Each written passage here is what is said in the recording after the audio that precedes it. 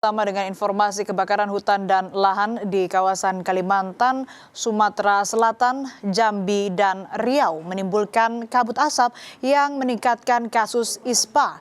Tetapi di tengah kabut asap pekat itu, warga di Riau masih bertahan beraktivitas seperti biasa untuk menafkahi keluarga.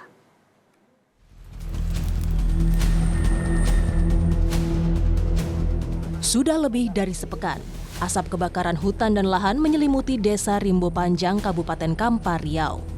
Salah satunya di daerah tempat tinggal Nur Hayati. Tapi, perempuan berusia 60 tahun ini terpaksa masih harus beraktivitas seperti biasa, menjemur kerupuk untuk bahan dagangannya. Tentu dengan segala upaya di tengah pekatnya asap yang membuat matanya perih, apalagi jarak titik api dengan rumahnya hanya sekitar 20 meter. Tinggal di sini sekali usaha ya? Iya. Usaha apa nih Bu? Ini lauk Pak. Oh, bikin kerupuk apa gitu ya? Iya. Oh, ini udah berapa lama nih Bu asap di rumah ini? Udah seminggu lah. Apa ini dapat dirasakan? Ya. Sesak atau mata perih atau Mata perih. Nah, kalau terlalu apa kan bisa juga nafas sulitnya. Tapi dalam kondisi ini masih tetap bekerja? Bekerja lah. Ini untuk untuk hidup kan. Kebakaran lahan di desa Rimbo, Kabupaten Kampar, Riau terus meluas dan membuat petugas kewalahan memadamkan api. Kondisi cuaca panas serta minimnya sumber air membuat titik api bertambah. Karena sebenarnya kawan-kawan bisa, kalau sumber air cukup, kawan-kawan bisa menyekat. Tapi kondisi di lapangan air sangat minim. Bahkan satu harus disuplai dari tangki PT HKI tadi. Kemudian yang kedua di ujung kawan-kawan itu menggunakan embung. Tapi embungnya hanya bertahan sekitar 15 menit, istirahat 15 menit, main lagi 15 menit. Jadi kita sangat kesulitan karena keterbatasan air.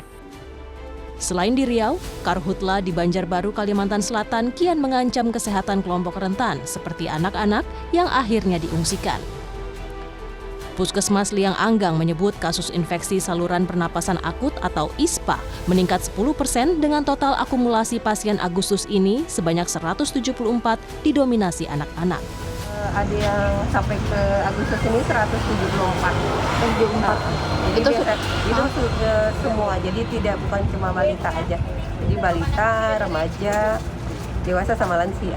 Oke. Berarti pada hari biasa itu sebelum ada kenaikan itu sekitar berapa dok?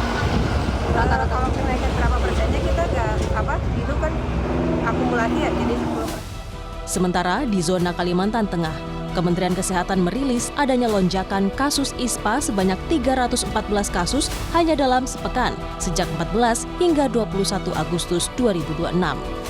Dari 402 kasus menjadi 716 kasus ISPA. Kementerian Kesehatan juga melaporkan ada 7 provinsi dengan sebaran titik api di tanah air, yakni Jambi, Riau, Sumatera Selatan, Kalimantan Barat, Kalimantan Tengah, Kalimantan Selatan, dan Kalimantan Timur. Hingga kini, untuk kasus dugaan tindak pidana kebakaran hutan dan lahan yang terjadi di berbagai wilayah di Indonesia, Polri menetapkan 72 tersangka berdasarkan hasil penyidikan di 9 Polda. Tim Liputan, Kompas TV.